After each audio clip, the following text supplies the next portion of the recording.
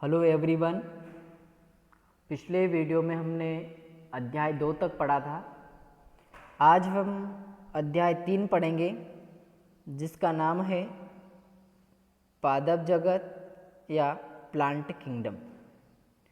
पादप जगत के अंतर्गत हम पेड़ पौधों के बारे में पढ़ते हैं, यानी कि जितने भी पेड़ पौधे हैं इन सभी पेड़ पौधों को जो है पादप जगत में रखा गया है।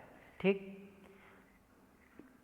तो अब हम इस अध्याय में पादप को कितने भागों में विभाजित किया गया है और उनके क्या क्या लक्षण हैं, इनके बारे में अब हम विस्तृत अध्ययन करेंगे। तो पिछले वीडियो में हमने पादप जगत के सामान्य लक्षण पढ़े। अब हम पादपों का वर्गीकरण पढ़ेंगे, यानी कि जो पेड़ पौधे हैं उन पेड़ पौधों को कितने भागों में विभाजित किया गया है। ठीक, तो चलो शुरू करते हैं। जो पादप जो हैं इनको 2 समूह में विभाजित किया गया है। कितने समूह में विभाजित किया गया है? 2 समूह में विभाजित किया गया है।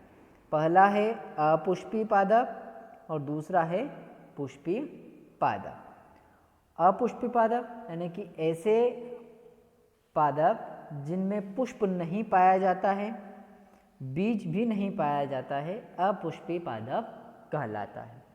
दूसरा पुष्पी पादप यानी कि ऐसे पादप जिनमें पुष्प पाया जाता है और बीज भी पाया जाता है, ऐसे पादप जो है पुष्पी पादप कहलाते हैं। ठीक है, अब अपुष्पी पादपों को भी जो है 3 भागों में विभाजित किया गया है। कितने भागों में विभाजित किया गया है? 3 भागों में विभाजित किया गया है। ठीक, कौन कौन से? तो पहला है थैलोफाइटा, दूसरा ब्रायोफाइटा, तीसरा है टेरिडोफाइटा। थैलोफाइटा में जो पादप हैं उन पादपों में जड़, तना, पत्ती और बीज नहीं पाया जाता है। ठीक है ना, जड़, तना, पत्ती और बीज नहीं पाया जाता। तो सर इनको फिर पादप जगत में क्यों रखा? जब जड़ भी नहीं है, तना भी नहीं है, पत्ती भी नहीं है, तो ये तरह से पादप नहीं है, तो इसको फिर पादप जगत में क्यों रखा सर? तो पादप जगत में इसलिए रखा है क्योंकि इनके अंदर जो इनकी कोशिकाओं के अंदर जो है क्लोरोफिल पाया जाता है। क्या पाया जाता है? क्लोरोफिल पाया जाता है, इसलिए इनको पादप जगत के अंतर्गत रखा गया है। थैलोफाइटा के अंतर्गत शैवाल एवं कवक आते हैं। ठीक है, कौन कौन आते हैं? शैवाल एवं कवक। अगला आता है ब्रायोफाइटा। ब्रायोफाइटा में जो पादप काय है, पत्ती एवं तना नहीं पाया जाता है और बीज भी नहीं पाया जाता है।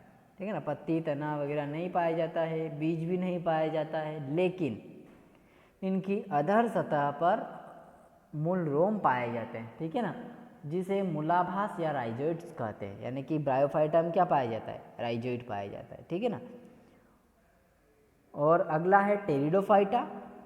टेरिडोफाइटा के जो पादप हैं वो स्पोरोफाइटिक होते हैं। क्या होते हैं? स्पोरोफाइटिक होते हैं। अब स्पोरोफाइटिक का मतलब यानी कि इनका जो पादप काय है, जो इनका पादप जो शरीर है वह जड़, तना एवं पत्ती में विभाजित रहता है, इसलिए उसको स्पोरोफाइटिक कहा जाता है। ठीक है, अगला है पुष्पी पादप। अब पुष्पी पादपों को भी 2 भागों में विभाजित किया गया है। कौन कौन से?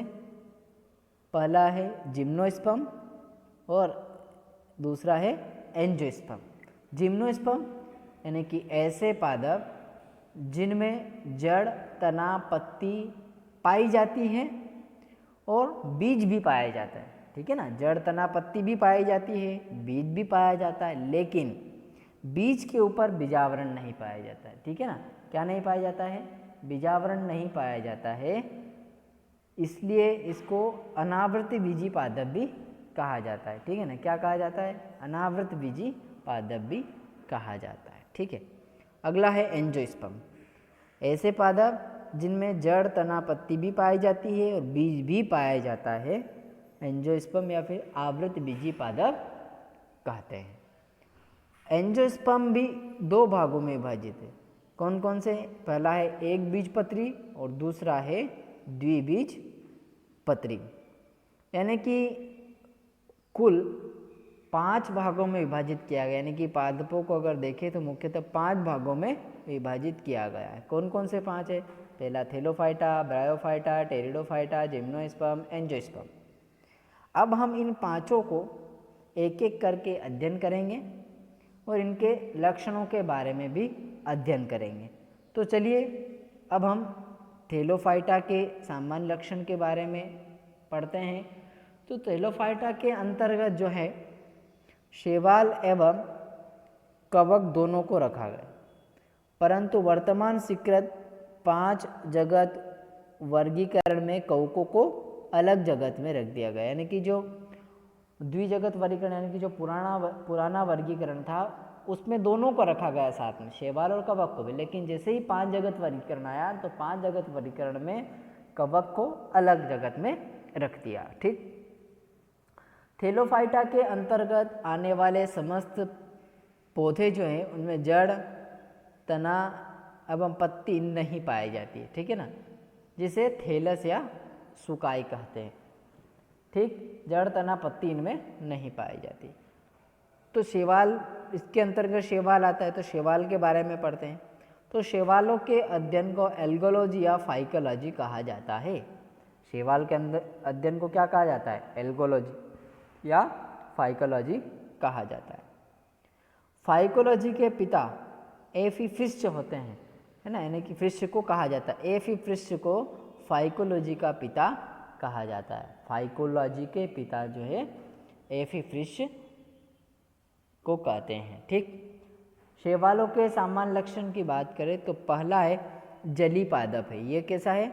जलीय पादप है जो स्वच्छ एवं समुद्री दोनों प्रकार के जल में पाया जाता है। ये स्वच्छ जल में भी पाया जाता है शैवाल, और समुद्री जल में भी पाया जाता है। शैवाल सभी ने देखा है, ठीक है ना, एल्गे सभी ने देखी है, जो कि पानी के अंदर रहती है। इनकी अगला है, इनकी कोशिकाओं में क्लोरोफिल पाया जाता है। क्या पाया जाता है? क्लोरोफिल पाया जाता है। ठीक है ना, इनका शरीर सुकाय अर्थात जड़, तना एवं पत्ती नहीं पाई जाती, यानी कि इनके शरीर पे जो जड़, तना, पत्ती नहीं पाई जाती है, जिसे सुकाय कहते हैं। यह स्वयं पोषी होते हैं। अब क्यों होते हैं? क्योंकि इनके अंदर क्लोरोफिल पाया जाता है। क्लोरोफिल प्रकाश के उपस्थिति में प्रकाश संश्लेषण की क्रिया के दौरान भोजन बनाते हैं। ठीक है ना, इनमें भोज्य पदार्थ स्टार्च के रूप में संग्रहित रहता है। किसके रूप में? स्टार्च के रूप में संग्रहित रहता है। ठीक है, अगला है, इनमें संवहन ऊतक नहीं पाया जाता है। संवहन ऊतक यानी कि जाइलम और फ्लोएम दोनों इसमें नहीं पाया जाता है। ठीक है, तो जाइलम और फ्लोएम क्या है? इनका काम क्या है? जाइलम यानी कि देखिए आगे का मतलब, आगे का वर्ड है ज मतलब कि जल का भी आगे का क्या है? ज। तो जाइलम और जल यानी कि जो जल का वहन करता हो, जल का परिवहन करवाता है, उसे जाइलम कहा जाता है। और जो यानी कि फल यानी कि जो पोषक पदार्थ, जो भोजन होता है, उसका परिवहन जो करता है, उसे फ्लोएम कहा जाता है। ठीक है, तो जाइलम और फ्लोएम इसमें नहीं पाया जाता है। ठीक, अगला है, इनमें प्रजनन तीनों विधियों के द्वारा होता है। कायिक विधि, अलैंगिक और लैंगिक, इन तीनों विधियों के द्वारा जो है इनमें प्रजनन होता है। ठीक, अगला है ब्रायोफाइटा। ब्रायोफाइटा के सामान्य लक्षण। तो देखिए इस चित्र को आप ध्यान से देखिए, ये चित्र हम सभी ने देखा है, यानी कि ब्रायोफाइटा जो है नम एवं छायादार स्थानों पर होता है। ठीक है ना, कहाँ होता है? नम एवं छायादार स्थानों पर होता है।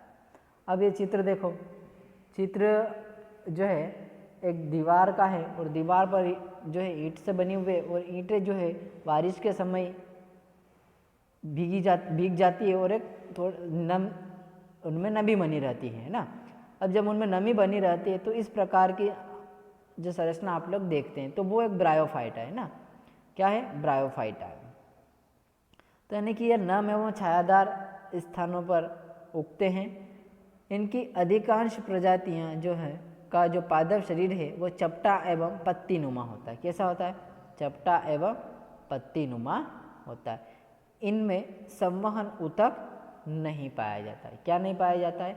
संवहन ऊतक इसमें नहीं पाया जाता है, यानी कि जाइलम और फ्लोएम इनमें नहीं पाया जाता है। अगला है इनमें प्रजनन तीनों विधियों, कायिक विधि, अलैंगिक विधि और लैंगिक विधि, तीनों विधियों के द्वारा इनमें प्रजनन होता है।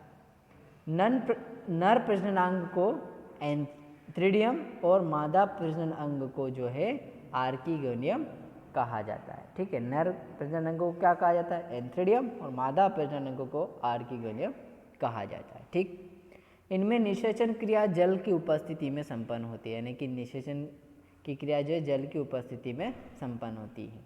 ठीक, यह स्वयं पोषी होते हैं, यानी कि अपना भोजन क्या करते हैं? स्वयं बनाते हैं। ठीक, अगला है यह स्पोरोफाइट होते हैं। स्पोरोफाइट का मतलब इनमें निषेचन जो होता है, निषेचन के बाद में जो जाइगोट बनता है उस जाइगोट से भ्रूण बनता है। ठीक है ना, यानी कि इसमें भ्रूण बनता है, जिससे क्या बोला जाता है? स्पोरोफाइट बोला जाता है। इस प्रकार हमने थैलोफाइटा और ब्रायोफाइटा के सामान्य लक्षण पढ़े।